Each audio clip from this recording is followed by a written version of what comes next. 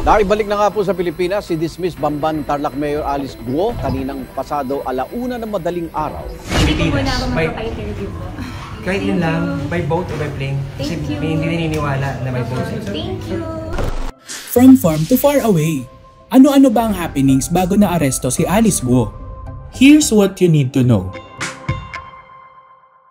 Alice Guo, kailan ba nagsimulang maging matunog ang person na ito?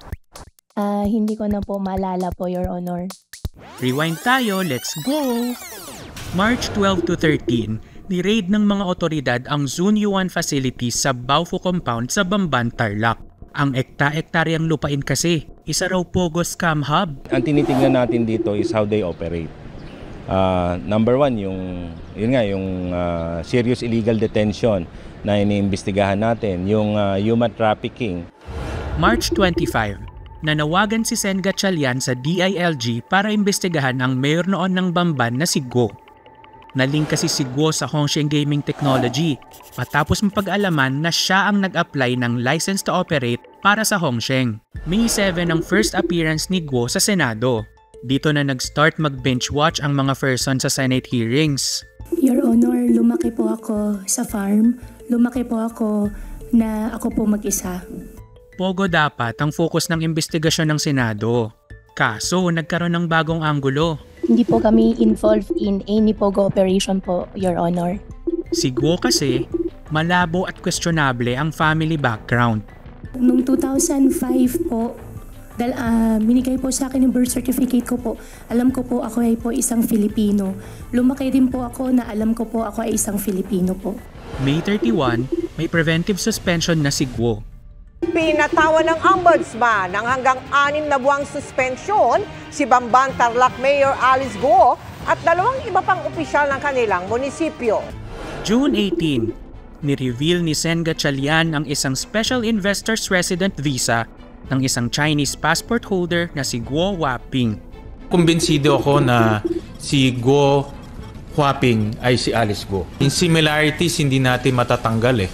Doon sa application nila for Special Investors Resident Visa, nakasulat doon si Wen Yilin ang kanyang mother. June 27, confirmed. Ayon sa NBI, same-same ang fingerprints ni na Alice Guo at Guo Huaping. July 13, eto ka na nga, di na uma-attend ng hearing si Guo.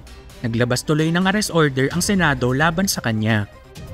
Matapos ang isang buwan, sinibak na sa pagka-mayor si Guo. Ligwak, ganun. August 19, ayun na nga, ni-reveal ni Sen Ontiveros na nakalabas na raw ng bansa si Guo. This person was already in fact out of the country on July 18, 2024. Hindi makakaalis si Alice Guo kung walang tumulong sa kanya ng mga opisyales ng pamahalaan. August 20, kinumpirma ng immigration na mula Pilipinas, bumiyahe pa Malaysia si Guo noong August 16. Mula naman sa Singapore, dumating si Guo sa Indonesia noong August 18. Sabi niya, nasa Pilipinas naman siya, kausap ko siya kahapon. August 21, nai-report na rin ng DFA sa Interpol ang Philippine passports ni Guo at ng kanyang mga kaanak. August 22, naaresto sa Indonesia at ibinalik sa Pilipinas sina Cassandra Leong at kapatid ni Alice na si Sheila Guo. Ma'am Sheila, Chinese daw kayo? Hindi daw kayo Pilipino? Ma'am Sheila? Chinese daw po kayo, hindi kayo Pilipino? Batay sa Chinese passport ni Sheila Guo, Zhang Mier ang tunay niyang pangalan. August 27, may ni-reveal si Sheila Guo sa Senate hearing. Sakay po kami ng boat. Siguro hating gabi kaming sakay tapos halos umaga na. But wait, may plot twist pa ang storya. Hindi ito Hello Alice Goodbye, kundi Hello Alice Again. Nitong September 4, kinumpirma ng PAOK na nahuli na sa Indonesia si Alice Guo. Nadakip na ng mga otoridad sa Indonesia si Alice Guo. Yan ay kahit nagpagupit pa ng buhok para umano ikubli ang pagkakakilanlan. September 5, mismong sina DILG Sec Abalos at PNP Chief General Marbil ang sumundo kay Guo sa Indonesia. You're going home. How do you feel? I'm good. I'm good. Yeah, I'm good. Okay now? Madaling araw ng September 6, ang inaabangan ng lahat. Naibalik na si Alice sa Pilipinas sakay ng isang private plane. Dito isinilbi sa kanya ang warrant of arrest para sa kasong graft. Pagkatapos ng booking proceedings, iniharap si Guo sa media. Pero naging mailap siya sa pagsagot ng mga tanong. Ang atake niya sa press con, very demure at very sweet girl. Kinakonfirm ko po as response sinabi po ni Secretary na may death threats po at humingi po ko po sa kanila at masaya din po ako na kita po sila. I feel safe po. Sa pagbalik niya sa bansa, isa lang ang graft sa patong-patong na kaso at reklamo na haharapin ni Guo.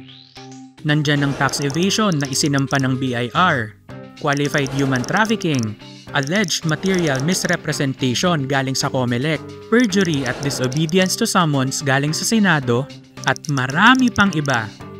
Alice Leal Guo o Guo Waping? Ano ba talaga ang real or fake sa buhay mo? Don't face the wall, face the Filipino people! Deserve ng mga Pinoy ang through the fire, through the rain, at truth be told. Kaya sana ma-reveal na ang katotohanan at mabilanggo na ang mga may atraso para matuldukan na ang mga issue ni Alice Guo.